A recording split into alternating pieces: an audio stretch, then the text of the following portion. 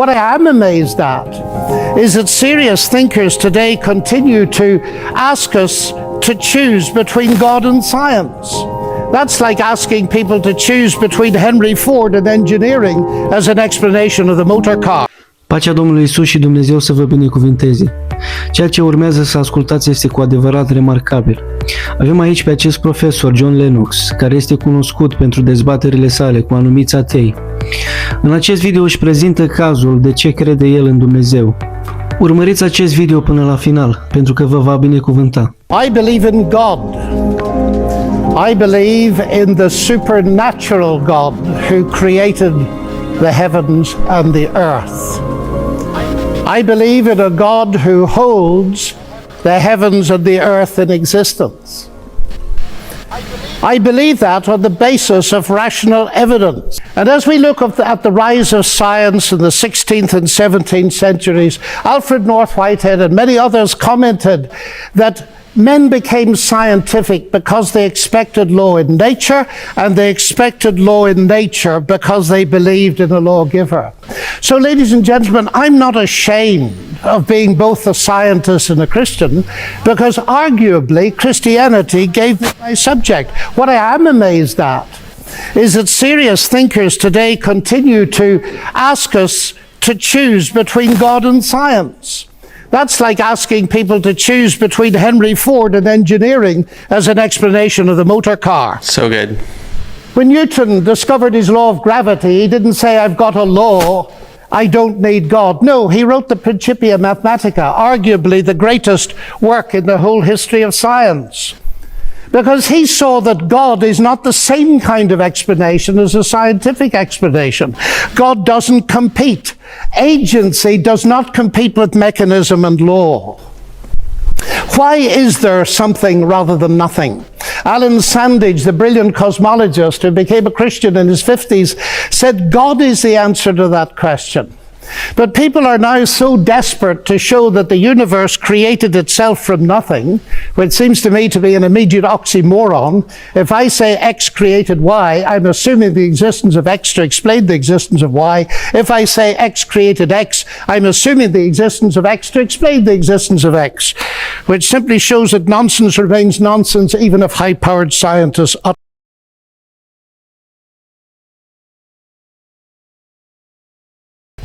Reminds me a little bit of G.K. Chesterton, who said, it is absurd to complain that it is unthinkable for an unthinkable God to make everything out of nothing, and then to pretend that it is more thinkable that nothing should turn itself into everything. The heavens declare the glory of God, says the ancient psalm. And we've unraveled a bit of that, seeing the fine-tuning of the fundamental forces of nature. It's something that's so striking to scientists that it demands explanation. And it seems to me that Arno Penzias hit it right. He is the Nobel Prize winner who discovered the microwave background on which a lot of the evidence for the Big Bang is based. He said astronomy leads us to a unique event, a universe which was created out of nothing, one with the very delicate balance needed to provide exactly the right conditions required to permit life, and one which has an underlying, one might say, supernatural plan. But I want to come to what I think is one of the fundamental arguments for theism. I take it this house believes in reason. That's why we're all here. And as a scientist, I believe that the universe is rationally intelligible. That is something that has struck some of the geniuses of science as demanding an explanation. Einstein said the only incomprehensible thing about the universe is that it's comprehensible. And Wigner talked about the unreasonable effectiveness of mathematics. How is it that a mathematician thinking in her head in here can come up with equations that seem to fit the universe out there? Well, how is it indeed?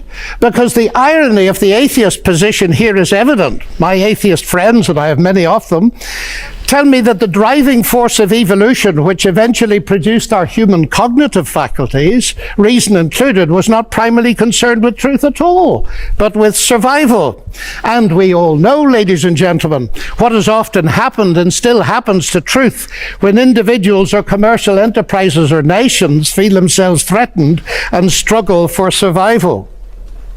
A leading philosopher, Alvin Plantinga of Notre Dame, says if atheists are right that we are the product of mindless, unguided natural processes, then they have given us strong reason to doubt the reliability of human cognitive faculties, and therefore inevitably to doubt the validity of any belief that they produce, including their atheism. Their biology and their belief in naturalism would therefore appear to be at war with each other in a conflict that has nothing at all to do with God. Yet my atheist friends still insist that it is rational for them to believe that the evolution of human reason was not directed for the purpose of discovering truth. And yet it is irrational for me to believe that human reason was designed and created by God to enable us to understand and believe the truth. Curious logic.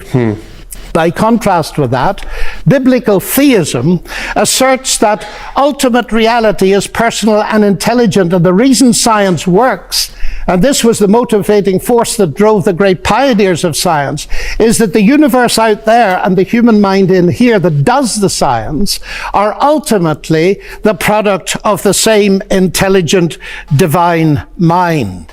Human beings are made, we are told, in God's image. And that means that science can be done. That makes infinitely more sense to me as a scientist than atheism does. Now let me come briefly to ethics. Ethical behavior, like rational behavior, of course, does not itself require religious belief. This is consistent with the fact that humans are created in God's image as rational moral persons.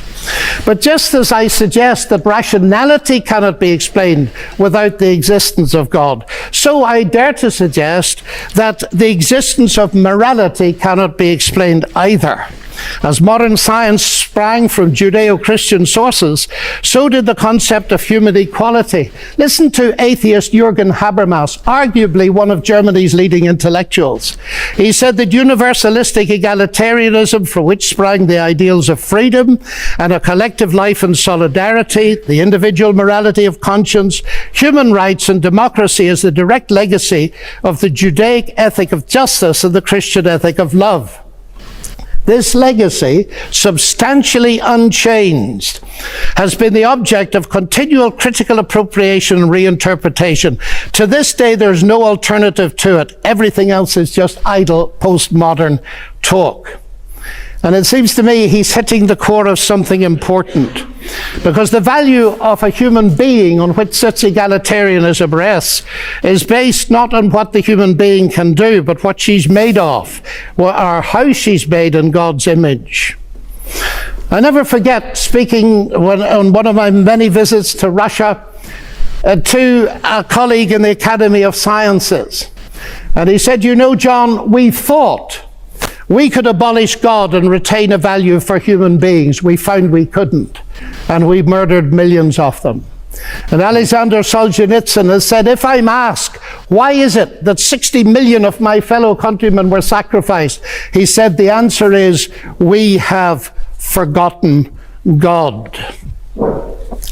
Science, of course, marvelous as it is limited. Even a Nobel Prize winner, by analyzing a cake, cannot tell why it was made. But Aunt Matilda, who made it, can tell you. She can reveal it to you. But if she doesn't reveal it to you, you'll never know. And that brings me to my next evidence. It's the same with the universe. We can analyze it magnificently, but ultimately, if it has a maker, and I believe it has, only he can tell us what it's all about. And he's done so in the powerful narrative of the Bible, in particular in its analysis of the problem with humanity, not simply in terms of behavioral breakdown between people, but a vertical breakdown of trust between us and the Creator. The unique solution to that problem is not simply in terms of human ethical development, although that's very important, but in terms of something far deeper altogether. the restoration of the fractured relationship with God through the salvation he has brought through Jesus Christ. A radical relationship that empowers us to live ethically from God. And here we reach what for me is the chief evidence, not only for the existence but the nature of God. It is Jesus Christ. He it was who not only taught the golden rule, but embodied it, fed the hungry, healed the sick and suffering, and welcomed society's outcasts, brought honor and respect to the marginalized and ashamed. And he's brought forgiveness and peace to multi-millions around the world. He's able to do this, of course, because though he was a man, he uniquely never was only a man, but God become human. The central evidence for this startling claim is, of course, his historical resurrection from the dead that launched Christianity in the world. This is, of course, ladies and gentlemen, a crunch issue. If Jesus rose from the dead, death is not the end and atheism is false. If Jesus did not rise from the dead, Christianity is false. And I remember at Cambridge as a student listening to the brilliant Sir Norman Anderson, a legal expert, going through forensically the evidence from his legal perspective as a brilliant lawyer. And he said at the end of it, "The empty tomb then of Jesus forms a veritable rock on which all rationalistic theories of the resurrection dash themselves in vain." Just finally now, as I read the Bible, I do not only find intellectual satisfaction, but I find a great deal of that. I sense the voice of God speaking to me. You say that's intensely personal. But ladies and gentlemen, we've been asked tonight about belief in God. And I want to strongly emphasize that God is not a theory, he's a person. And if the origination of me qua person is a personal God, then the most exciting thing really is there a possibility of getting to know God? And so I don't simply believe there is a God. I've come to know him and trust him. And I have strong reasons for doing so, because of Christ dying and rising again for me. And that has generated in me a sense of utterly unmerited forgiveness, acceptance, and peace. That has enabled me to face the ugly side of my own nature, and with God's help to do something about it. But it's enabled me to face something else. The hardest problem I face as a Christian is the problem of evil and pain. My niece getting a tumor at 22 that kills her. What do I say to my sister? And this is the hardest problem we face. But it seems to me that atheism here has no answer, because by definition, atheism believes that human death is the end, so there is no ultimate hope. But you see, ladies and gentlemen, we could stay here till midnight and beyond arguing, as has been done in this university for centuries, what a good God should, might, would, could, if not, possibly might, just could he not have done, and we'll get nowhere. So it seems to me there's another question we can ask, and it's this. Granted that life presents us with a double picture. We see some beautiful things. We see some ragged edges. We see hurt and pain, and we see joy. How can we come to terms with that? And it seems to me here is no simplistic answer, but a window into an answer, and it's this. If it is actually true that Jesus is, as I believe him to be, the Son of God, then we can ask the question, what is God doing on a cross? And the answer comes back at the very least. God has not remained distant from our human suffering, but has become part of it. And the other side of that is this: because Jesus rose from the dead, he is going to be the ultimate judge. Now here's an irony, because atheism has no ultimate hope of justice by definition. The vast majority of people in the history of the world have died without justice and will die without justice.